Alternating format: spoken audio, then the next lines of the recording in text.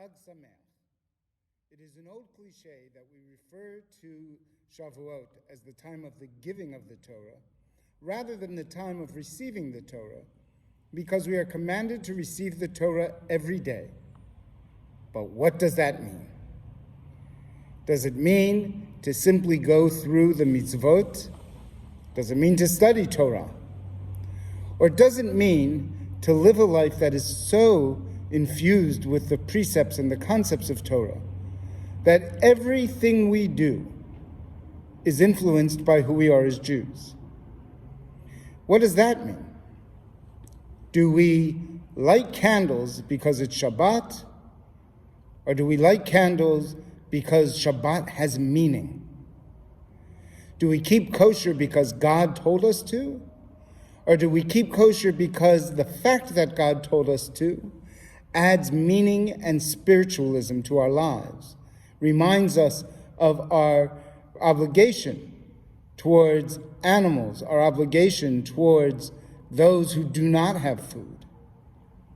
What does it mean to receive Torah? There are probably as many answers to that question as there are Jews. I will share with you my answer for this Shavuot. To me, receiving Torah is not just about observing mitzvot, nor is it about just doing acts of tikkun olam. Those seem to be the two extremes that we have in today's society.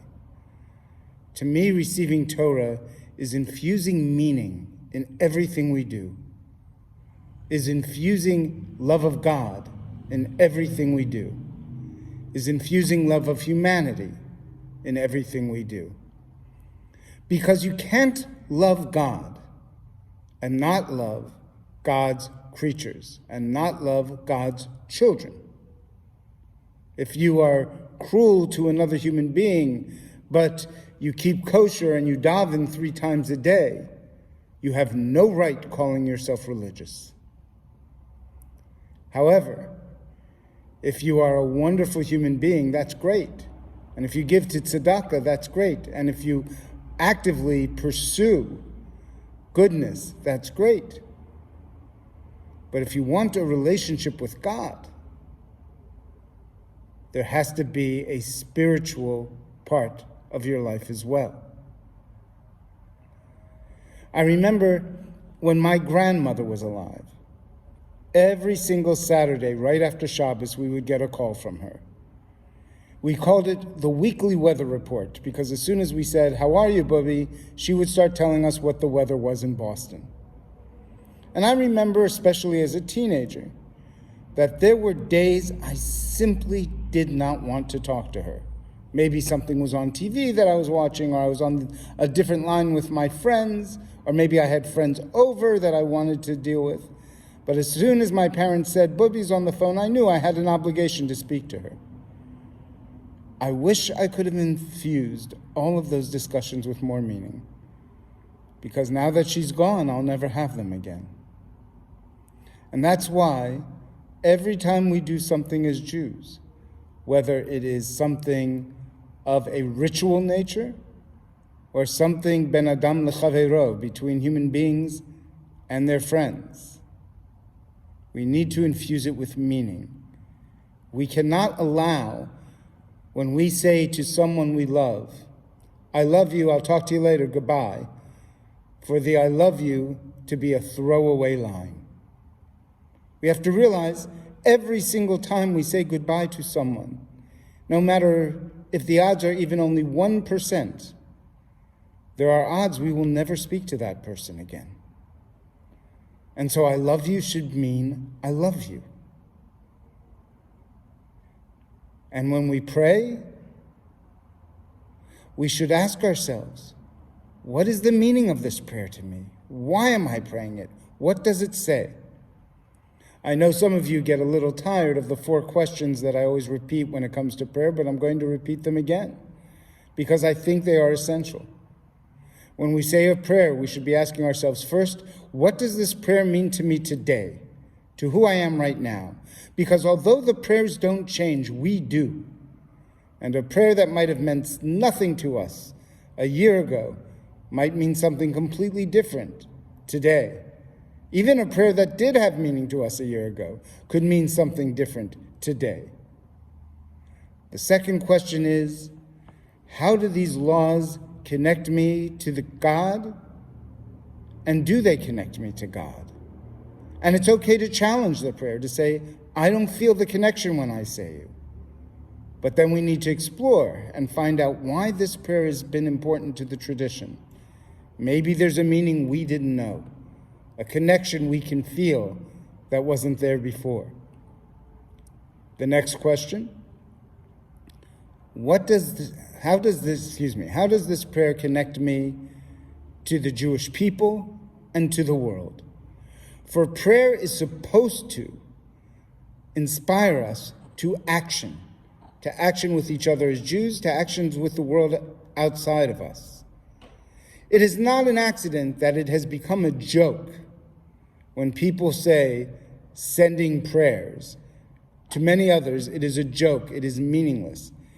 It's because so many people in so many different traditions do not understand that prayer is supposed to be a call to action. It is not supposed to be something you do in the synagogue or the church or the mosque, and then you walk out and you forget about it. If I pray for peace and I do not work for peace, I have not prayed. If I pray for health and then I go outside and smoke a pack of cigarettes, I have not prayed. Prayer is supposed to remind us of action. And the last question, which may be the hardest question, which is why it's the most important one to ask. What does this prayer try to teach me? And do I agree with the lesson it is teaching? Are the values in this prayer my values? And if they are, am I living up to them? Now, I know a lot of you will say, but Rabbi, the prayers go by so quickly. How can I ask all these questions? And I say the following. If you are praying in a prayer service, and whoever the leader of the prayer service is, whether it's a rabbi or a congregant or a cantor, says, it's time to turn to page 64, and you're on page 61, and that prayer is having a meaningful experience for you, don't worry about going to page 64. I would rather you leave the synagogue having truly prayed one prayer than try to keep up and leave the synagogue with a hollow experience. But how do we receive Torah when we're dealing with other human beings? How do we receive Torah when it's not a ritual, but a simple interaction with other people? The first and in some ways easiest and sometimes hardest way is by recognizing the divine in the other person. Now, I have a confession to make. There are people in this world who I have had great difficulty recognizing the divine within them. And it is a struggle that I have sometimes. When someone is needlessly cruel or commits an act of evil, looking for the godliness in them is not always at the top of my agenda. However, if we truly wish to receive Torah, we have to force ourselves to remember that every single human being on earth is created in God's image and therefore has the potential to do good. And therefore, it is up to us to try to see the goodness in the other person, even when it is deeply buried. And lastly, in our normal day-to-day interactions with the people with whom we deal on a daily basis, we need to always see the godliness in them. We need to remember that we do not know their struggles. We need to be kind, we need to be loving, and we need to treat them as brothers and sisters, because if we do not be kind to God's children, we are not being kind to God.